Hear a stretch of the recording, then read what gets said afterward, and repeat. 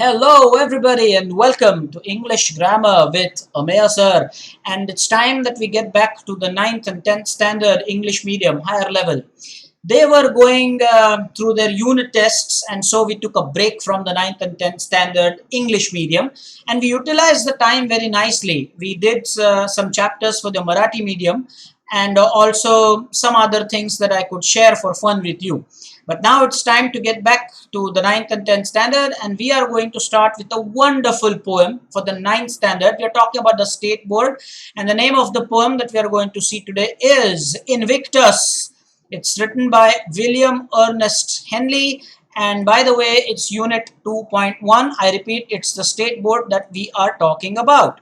Now, why this poem? I love the poems that inspire. I love the motivational factor in them. So let me tell you in a nutshell about this. Of course, we will go ahead and see in detail about the poet and the poem and the explanation. But let me tell you what is so special about this. The poet really, unfortunately, what happened was he suffered from an infection, and unfortunately his leg had to be amputated. Now you can imagine that kind of life. It's only after a few days after that surgery or that amputation that he wrote this poem, telling life, challenging life, that you may throw things at me, may challenge me, but I will not cease to be an optimistic person, and I will lead a very positive life. Such are the people that inspire. Such are the people that should motivate you. And it is right time to share with you another example that once in a documentary I saw. I might have shared this with you previously. There was this teacher who actually held the piece of chalk with her toe and the next finger, the second finger of, and then she was writing on the board with the chalk held in her fingers, the toe and the second finger, because she did not have hands. When I saw that, I'm telling you, inspired me so much. Such are the great people, and we complain about little things here and there. These are the people that should inspire you. So let's get started with the poem and learn more about the poem and the poet. I guess first it's our turn to look at information about the poet, because he is the one due to which the poem is so interesting. So he was an English poet and a playwright. He is best remembered for this poem Invictus, which he wrote in 1875. Let me tell you about this word Invictus. It means unconquered, guys. The word Invictus means unconquered. If you take a look at the dictionary, if you try to find this word in the dictionary, there are chances that you won't find this word there. And then you will wonder, what's this? This is because it's perfectly adapted from the Latin language. It means invincible, or the perfect Sanskrit word for that is ajinkya, someone who cannot be won over or conquered, defeated. It's perfect Latin. That's why there are chances that you may not find it in the dictionary. So just remember that. Beautiful word, Invictus. He wrote it, what did we see, in 1875. What else? I told you about this. His leg had to be amputated due to, yes, tubercular infection. I didn't recollect that. And this poem therefore truly reflects his determination to lead a positive life. These are the people that inspire, and no wonder that I've selected this poem to start. Okay, what else do we have, guys? About the poem now. This type of poetry is called lyric poetry. So what is it? This is a formal type of poetry which expresses personal emotions or feelings. Guys, now these are the points. The second point, the third point are going to be important, because I'm going to tell you what is the meaning of lyric poetry. So the first point is, this is a formal type of poetry which expresses personal emotions or feelings. The next one is, in this type of poetry, everything is expressed in the first person. What is the meaning of that, guys? The poet here refers to himself as I in the poem. Poets can imagine things, is it not? To be somebody else, make some other character talk, make the sun and the moon talk. Poets can do things, okay? But here he is talking about self. Lyric poetry. So remember, this is in literature, this is known as lyric poetry. You can Wikipedia or Google to find out other types of poetry, but remember that this is something new. I am sure this is new for you. And there are 2 points. So if there is a question, what is lyric poetry? You've learned these 2 things. First, this is a formal type of poetry. There's no humor there, okay, at all. This, it talks about personal emotions or feelings, and I told you what the situation is already in the previous slide. In this type of poetry, everything is expressed in the first person, so the poet will refer to himself as I. The word Invictus is a Latin term meaning unconquered. I told you that is why there are chances you won't find it in the dictionary. The poem has 4 stanzas, and I love it when the poet writes a poem in this fashion where the rhyme scheme is uniform. The rhyme scheme throughout the poem is A, B, A, B. What do you mean by A, B, A, B? It means that the first and the third line, the second and the fourth line of the stanza will rhyme. I repeat, A, B, A, B, meaning the first and third, the second and the fourth will rhyme. And it is constant. It is the same throughout the poem. I like it when that happens. Okay, very inspiring poem. The tone of the poem, of course, is inspiring and or motivational, you could say. Let's get started with the poem. Let's dive into it. Give me your 100% undivided attention. Let's start with the first stanza of the poem Invictus. Out of the night that covers me. Let's go line by line. Out of the night that covers me. Here you'd find use of symbolism. The night is not the night as in the day and the night only. It symbolizes all the distressing factors. It stands for the problems. It stands for the melancholic mood.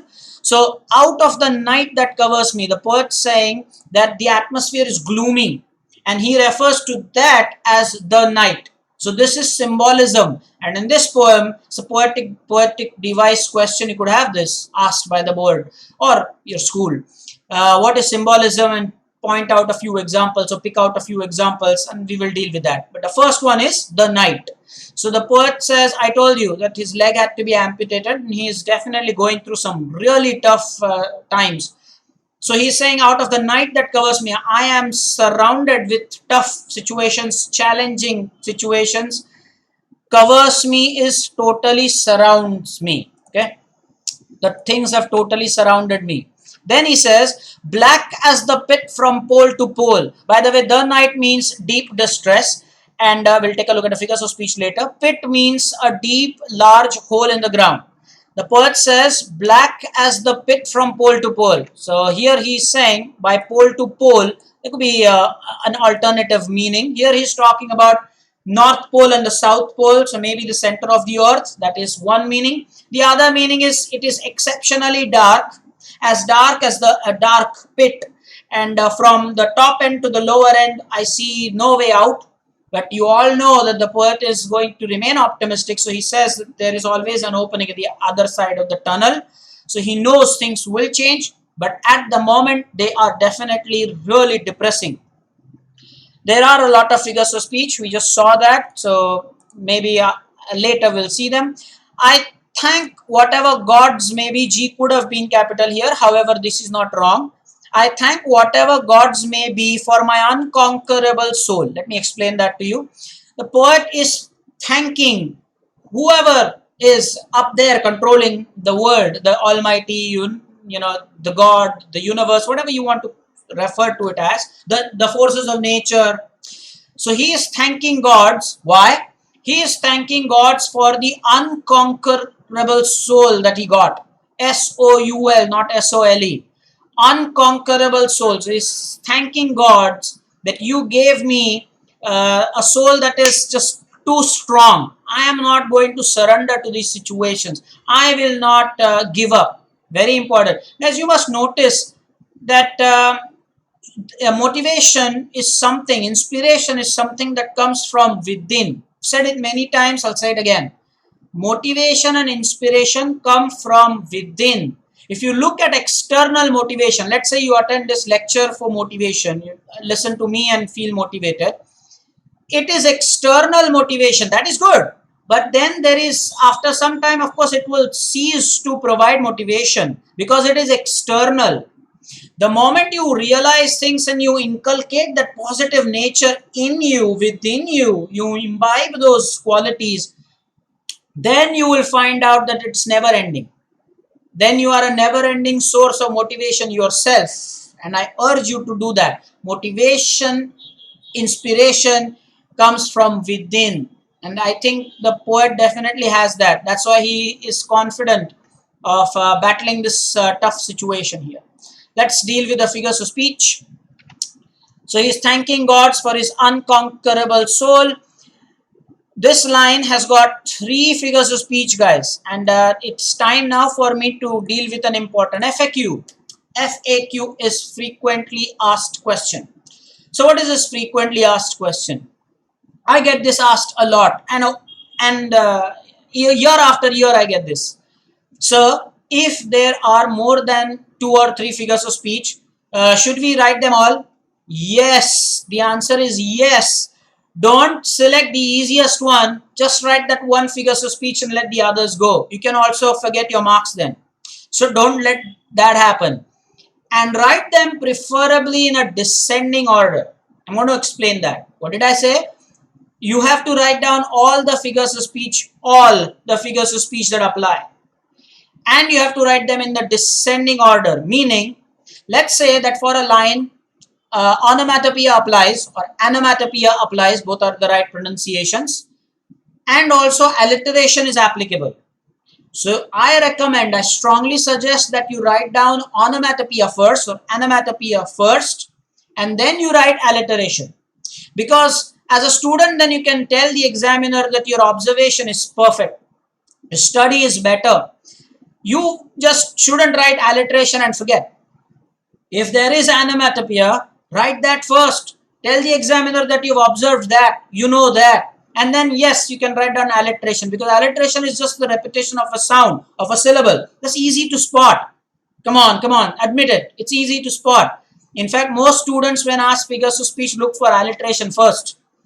So in order to really make an impact and a good impression, always see to it that you write all the figures of speech that apply and write them in the descending order. So here, let's take a look at what's happening. There are 3 figures of speech that apply, and you would see that I've put alliteration right at the end. So the first one is simile, S-I-M-I-L-E. Please write down the spellings correctly. Shouldn't lose marks because of an incorrect spelling. Why is it simile?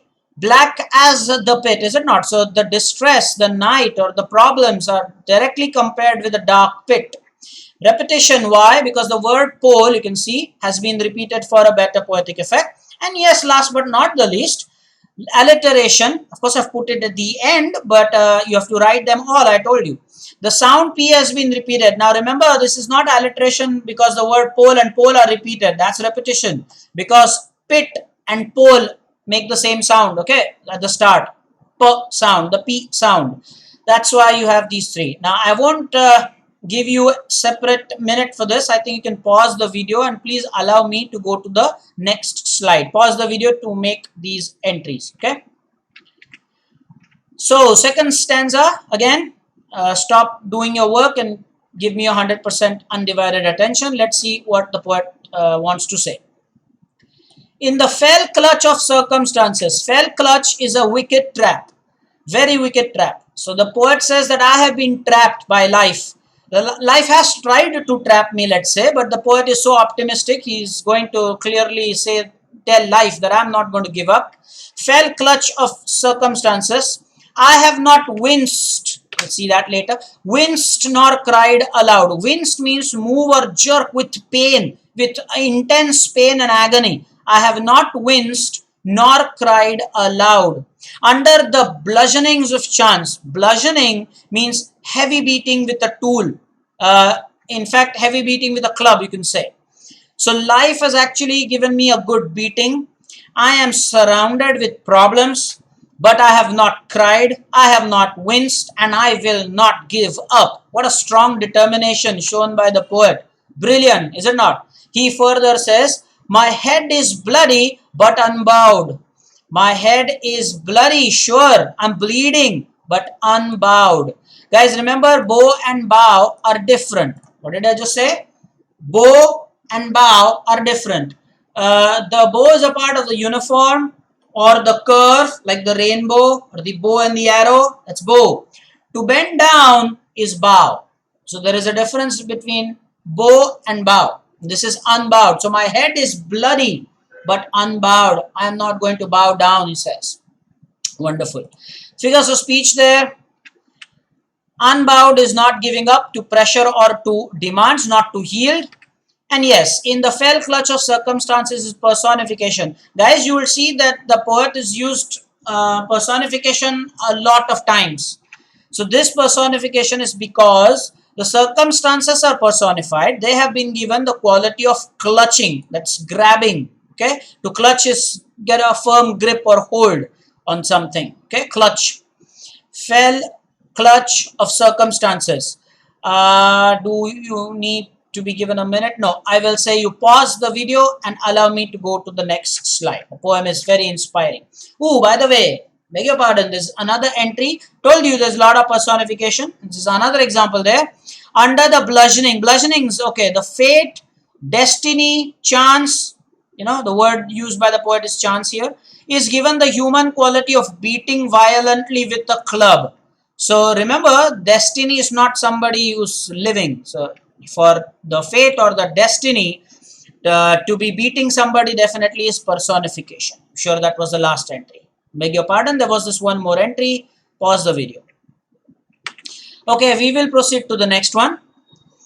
The poet says, beyond this place of wrath and tears. This word is wrath. Guys, this word is wrath, not wrath. Better is wrath. Wrath actually the pronouncing dictionary or the pronunciation dictionary doesn't allow that. Wrath is just so much better.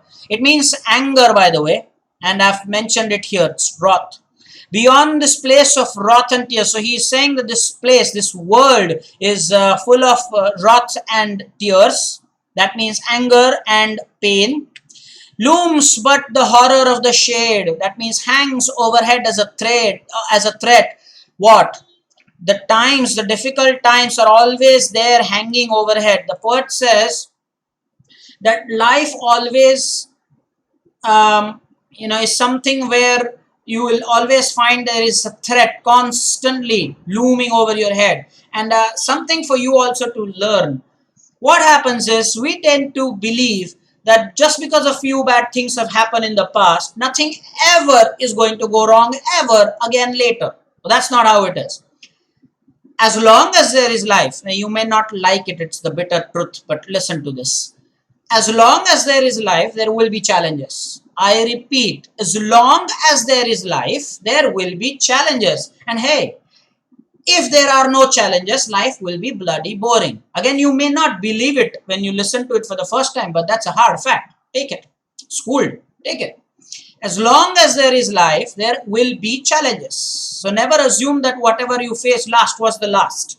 No, it was last until that time. So the poet says that my life is such that there is always a threat looming overhead, but I am not worried about it. Okay, that's the spirit. That is the spirit. That's why I love doing poetry. There's so much to learn, is it not? So he says, looms but the horror of the shade. I don't think the word order is right by the poet. So this will be inversion. We'll find out later. I'm not sure. And yet the menace of the years. This word is menace. Okay, not menace. I repeat, it is not menace. The spelling is that way. It's menace. And yet the menace of the years, meaning a threat or danger. And yet the menace of the years finds and shall find me unafraid. So the poet is saying that no matter how much is the passage of time and the years that are gone, the present moment and the years to follow, no matter how much they challenge me, no matter what life throws at me, the destiny or life in general will find me unfazed and unafraid. I'm not a coward. I will confront the situation and emerge victorious. I've told you so many times that it's not prosperity that teaches you. It's adversities, difficult situations that make you a better person. Again, you won't probably believe it the first time you hear it from somebody else. Say, nah, we don't want it. Nobody wants it. But then a calm sea never made a skillful mariner. if there is prosperity, good things all around, you will never develop as a person. You have to see tough times. You have to undergo challenging situations. It brings out the best in you and shows your real character. Very, very important. And the poet here has passed the test, because the poet fell into the wicked trap in the fell clutch of circumstances. But he says that life will always find me unafraid. Always. I think there's a repetition, figures of speech there. We'll find out. Yeah, looms, but the horror of the shade. I told you it's inversion. The words didn't seem in the right order. The words are not in the correct order. The correct word order should be, but the horror of the shade looms. This first word actually should have been right at the end. I repeat. How did the poet write it? Looms, but the horror of the shade. Well, actually, it should have been, but the horror of the shade looms. And the meaning of looms is hangs overhead. That's actually the meaning of looms. So this is the figures of speech here.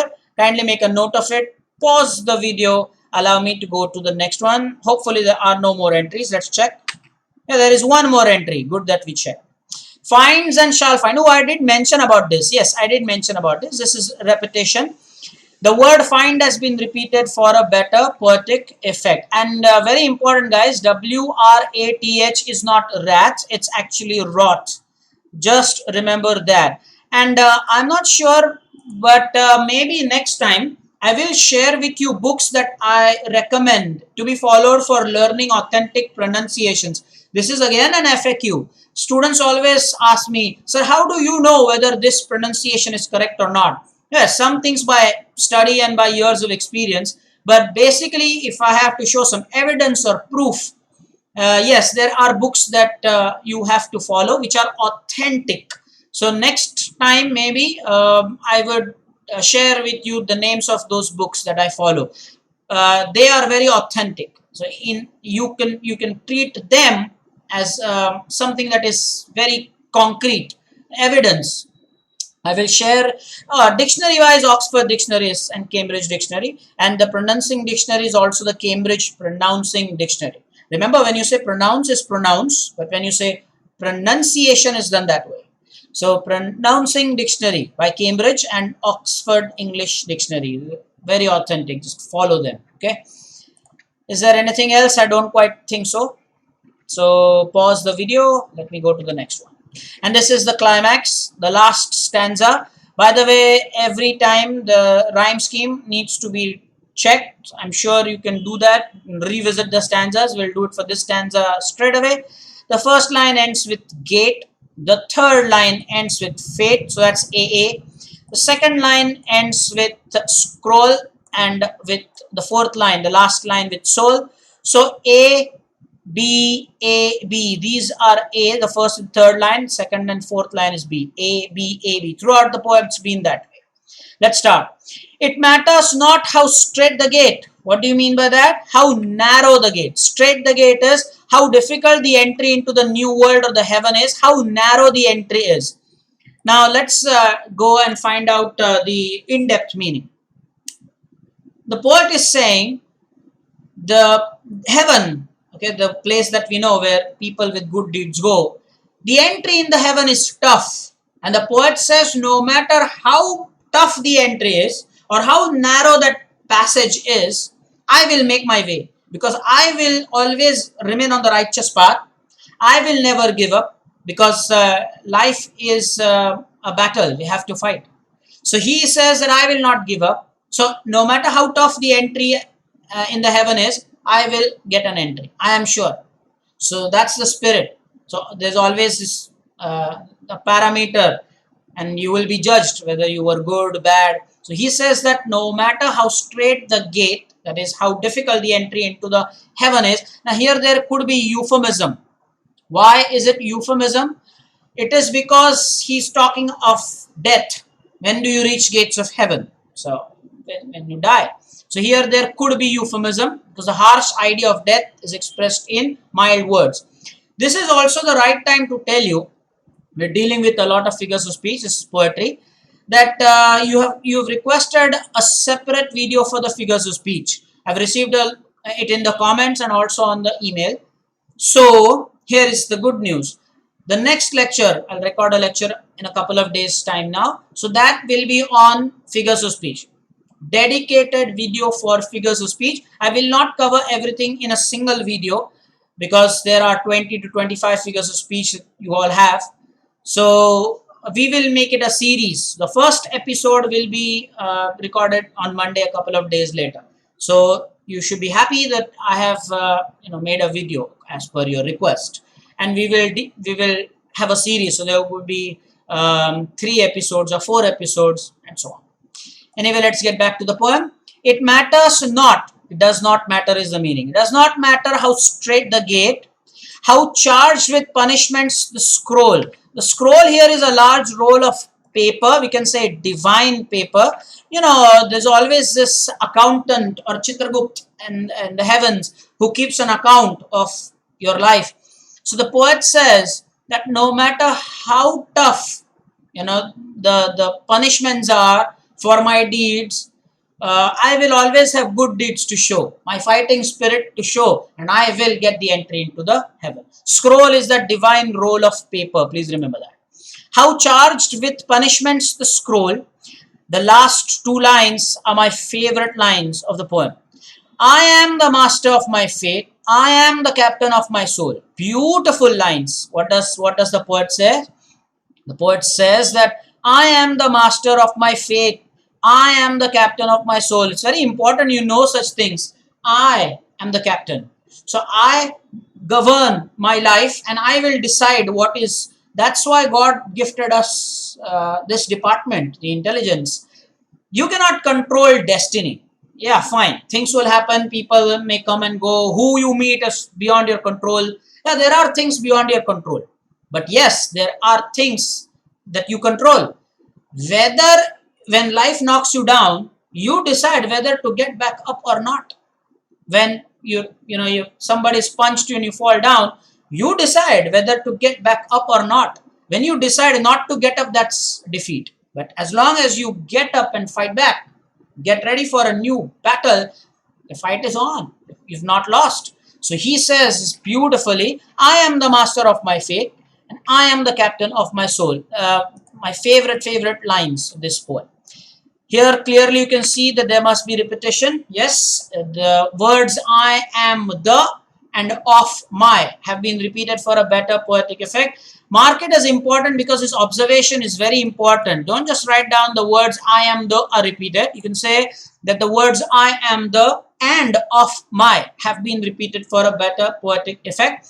Guys, a few lectures ago, for the 9th standard that is, we discussed that this is repetition, all right, but the start is the same. I am the, and such a thing in poetry is called anaphora. What is it called? Anaphora. A-N-A-P-H-O-R-A. Anaphora. It is repetition. Yes, I am the is getting repeated. So if the start is the same, it is anaphora. If the end is the same, it is epistrophe. We did discuss this, I believe, some lectures ago, but yes, you should remember that it is anaphora. Please remember that. So this qualifies as an example of anaphora. I am the. This is the last line also is I am the. What a fantastic piece of poetry this is, and I have no doubt that you've appreciated this. William Ernest Henley has taught us how to deal with the tough situations. We grumble over simple things and we make a big issue. Here, I told you, due to tubercular infection, unfortunately, his leg had to be amputated. I think it was the entire section below the knee. You can check that over the internet. But all in all, it's tough. And yet, he decides, he wrote this poem after this. And he's telling life that I will not give up. And I'm sure that you are inspired by this. Let me know. Guys, when you share your emails, you should also share something about your life as well. Especially something that can motivate people. So you can share if there is something that you learn from such motivational poems. Because that there is a reason why the board wants you to go through such poems, such wonderful works, in literature by these great people. So many years ago, I told you this poem was written in 19th century. This is 2020.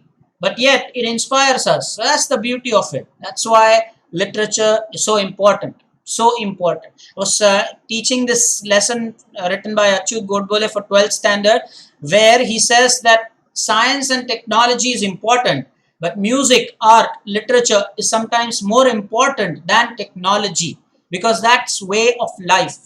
That is way of life. Just to point out why literature or language emotions are so important, take example of water. Maths, science and English. Let's see what's the difference. We are talking about water, but let's consider maths, let's consider science, let's consider English or language in general. A maths teacher may use water to say that a bucket had 5 liters of water passed on to the next 3 liters was poured into some other bucket. How many liters are left? Something like that. Mathematical. Science teacher will tell you that it's H2O, the 2 parts of hydrogen, 1 part of oxygen, and it's a universal solvent. It's water is a compound, so and so. A language teacher full of philosophy will tell you water is so astonishing because when a person is alive, given the situation that a person cannot swim, the person who is alive drowns, and after that the dead body floats. That's water for you. Isn't that ironic? Talking of anomalous behavior of water, isn't this a big anomaly? I repeat, when a person wants to stay alive, in case he doesn't know how to swim, he will drown, he will die. And then later, the dead body will float. That's amazing. So that's the difference point of view. So science and technology, important. Sure, I'm using technology to get to you. But then after I get to you, isn't it important of what I'm saying? So philosophy, literature, art, music, very important. And at times more important. Let us now go to the textual exercises. Pause the video. Yes, we'll talk about symbolism even before we go to the textual assignment. In fact, this is a textual assignment, isn't it? Yeah. Guess what the following symbolize and match the pairs. This is textbook, guys. So yes, in a way, this is the textual assignment. Column A and column B, a tall mountain. Oh, I think, guys, here you deserve your minute. Yeah, sure, why not? Take a minute, guys. Take a minute and then match this. After a minute, I will definitely reveal the answers, okay? Take a minute. Your time has started. I will join you again at the end of this minute.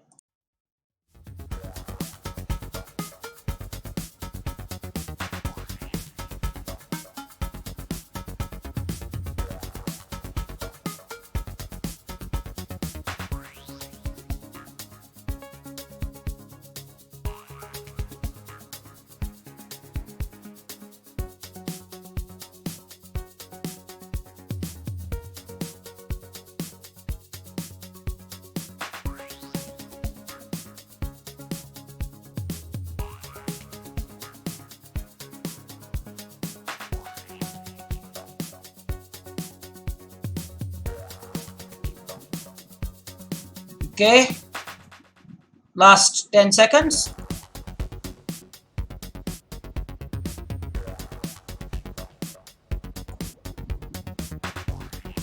Okay, the time is up and the answers. I'm sure that you must have done these things correctly. So, a tall mountain symbolizes strength, firmness.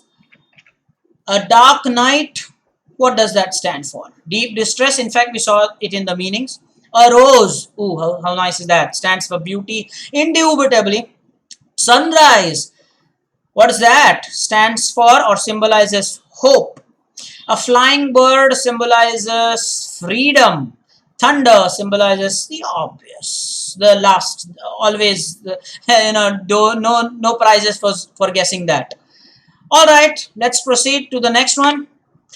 Form groups of 4. We cannot do that over the internet. Anyway, discuss what you actually feel and do in difficult situations and some of the things you could do and would like to do in those situations.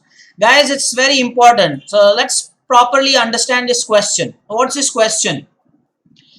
The textbook says, discuss what you actually feel and do in difficult situations, what you actually do. And the next column, we will talk about the things that you would like to do and what you should do. So that's why you can see that I had made this partition. So let's get to it. First, we will discuss what I feel and do in tough situations. Later, we will see what I could and would like to do. Guys, again, this is so motivating. So that's honestly, very honestly, don't lie about it. Let's see what you normally would feel like and what probably you do in tough situations. Number one, I feel confused and threatened. 100%. Guys, whenever you suddenly encounter a tough situation, you are confused. You clearly don't know what to do. It takes some time for you to realize. And you feel threatened. You do feel scared. 100%. I feel melancholic. Melancholic is sad. Beautiful word there, melancholic is sad, okay? You definitely feel sad. Like, why did it happen? Don't you all look up in the heavens and then complain to God, like, why me? I think I'd shared this diamond paradigm in one of the poems I dealt with the 10th standard Marathi medium. You should watch that video totally. I think the name of the poem is If. Check out that video. So there I covered this beautiful diamond paradigm example, okay? It's God's way of polishing you into a nice diamond when you have to go through hardships, example, or something like that. Okay, next, what do? I feel that I should run away and hide somewhere. Sure, that's probably, that could easily be the number one thing. That's probably the number one thing. I feel that I should run away and hide somewhere. This is, remember, this is what you feel and what you do in tough situations. The next column is what you could and should do, by the way. Okay. The next one is I try to find excuses or try to put the blame on others. Be honest. Be honest. We always try to find excuses and try to put the blame on others. Definitely that happens. But of course, as you mature, you stop doing that. That also is 100%. 100% that it's a human tendency to do that. 100% that as you mature, the sign of maturity is that you take ownership of what you do. And so if you are wrong, you say, I'm sorry, my bad, things happen, sorry. And then you learn from it. Of course, there's no question of doing things wrong intentionally. Then you are a bad person, simple as that. Even when things happen inadvertently, then you take ownership. You don't put blame on somebody else. If you know you're wrong, well, you always know if you're wrong. You take ownership and say you apologize. Say that it won't happen again. I'm sorry for whatever happened. I didn't mean to hurt you. Very important sign of maturity. Okay, so that column I think is over. What the things that you feel and do in tough situations. Now we will talk about what you could, would, and should do. First, I would like to stay calm. Guys, it's so important, is it not? Stay calm. Whenever you undergo a tough situation, at times, you should not be hasty in giving a reaction. Delay that reaction. And often you will find that you will not say a few things, what you could have hastily said. But then because you delayed that response, you gave your reaction, but in a much more controlled manner, in a very sophisticated manner. Intuitively, if you say things, then sometimes you tend to be a little exaggerate things. And that might really hurt somebody. The objective is not to hurt anybody. The objective is to say what you feel. But then be reasonable. That's why, there's this method that my grandparents taught me as a child. And whenever you are angry, you do the countdown before you say the first words, like 10, 9. You do it in your mind, of course. 8, 7, 6. And then take a deep breath and probably you'd say things which are not as harsh as how they could have been. It's a very nice technique. So don't speak intuitively, especially when you're angry. You want to praise somebody, you praise somebody. There's no problem with that. There's no problem with that. You want to praise somebody, you hear somebody singing nicely, you say, wow, beautiful. How nicely done. You look at a nice painting. What a piece of art. Okay, brilliant. A master chef made something for you. It's delectable. It's just so delicious. Say that. But when it comes to expressing anger, when you're mad, when the situation is tough, just control it. So you would like to stay calm. That's the number one. What else would you like to do, guys? The second point is, I would like to remain confident. Don't lose confidence. That's really a bad thing to happen. If you are in a problem and you lose confidence, don't do that.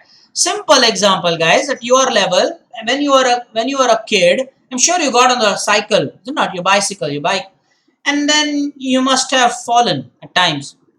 That didn't hurt your confidence. Even as a kid, as a baby, when you learned how to walk without support, you would have tripped, fallen, and that did not make you lose confidence. You were confident. So never lose confidence. You would like to stay calm, number one.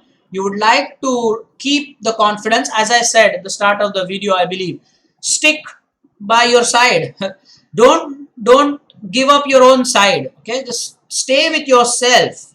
Be confident, be calm. What's next? I'm sure there are more things. Point C is, I would like to take responsibility for my actions. We talked about it. I would like to discuss with the seniors and seek support and guidance. This is something that must not be overlooked. Do not feel that I am omniscient. I am all-knowing. No, use the experience of the seniors. For example, if you are not well, trust your doctor. Go to see the doctor. Go to the doctors and then get medicine. Treat yourself. Seek guidance of a senior. So this always helps. Discuss it with a professional. Then find your way out.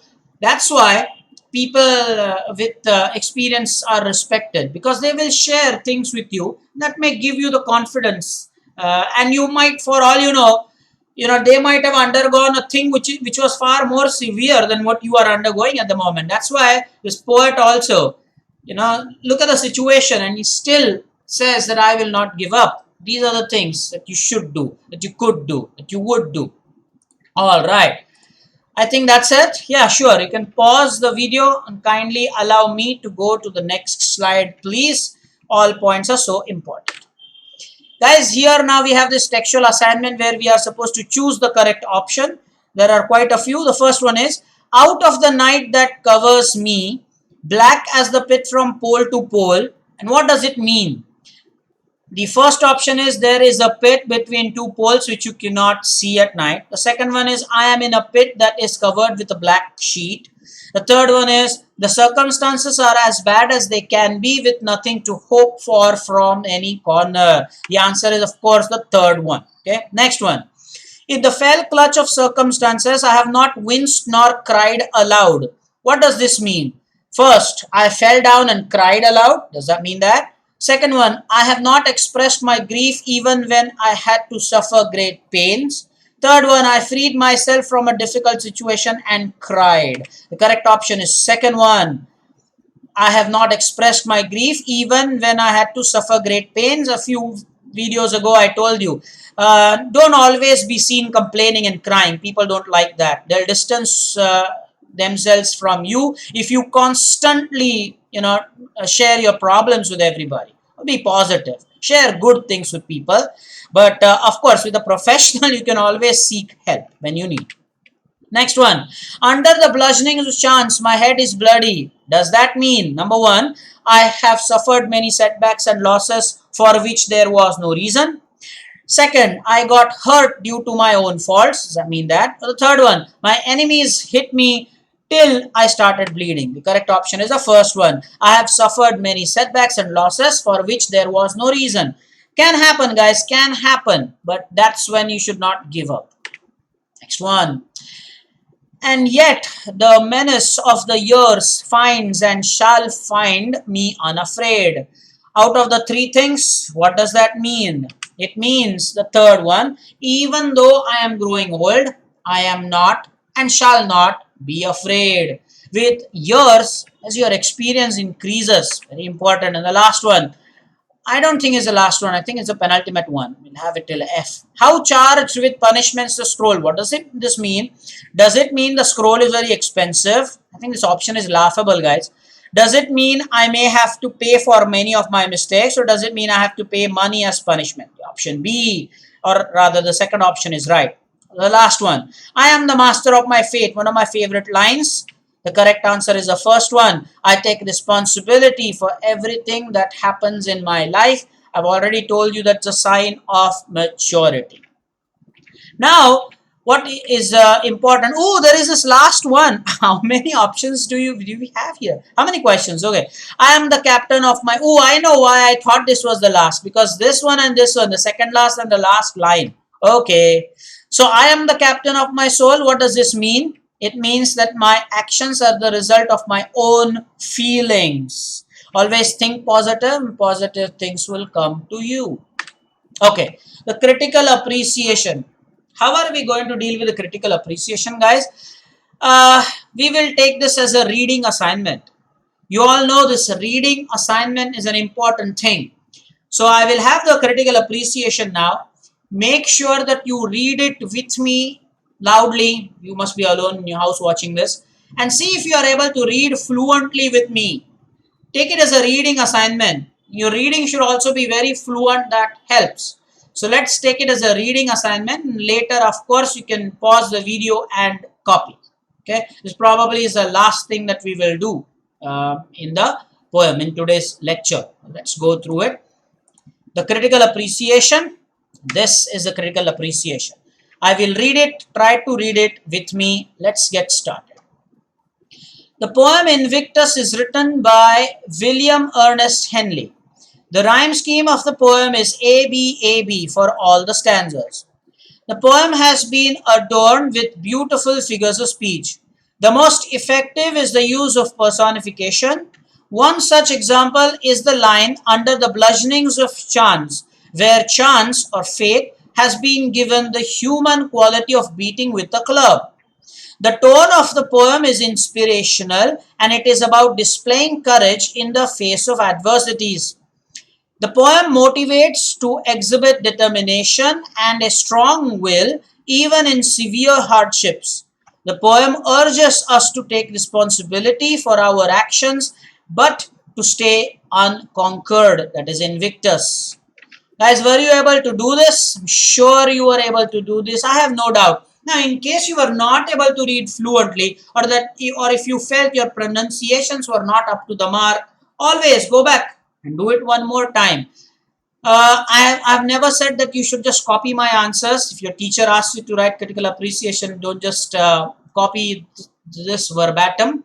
You can write your own stuff. But remember that I've covered up all the important points that you need to write for critical appreciation. That's it, guys. We are going to stop for now. In the next video, we are going to take a look at the figures of speech. I am very impressed with your response that I get, especially over the email where you share your answers with me, the assignments with me. And yes, for the last one, the people were very surprised about me, coming in front of the camera, although the cultivation is not yet, the cultivation is not complete, or hair growth is not yet complete. People thought that I would probably shy away from being in front of the camera, but that's not who I am. Hey, that's not who I am. So remember that you will see me regularly for sure. And thank you so much for the concern. Thank you so much for your answers. And you will have your figures of speech video the next time. So up until that time, please take care. We'll see each other in a couple of days' time. Take care.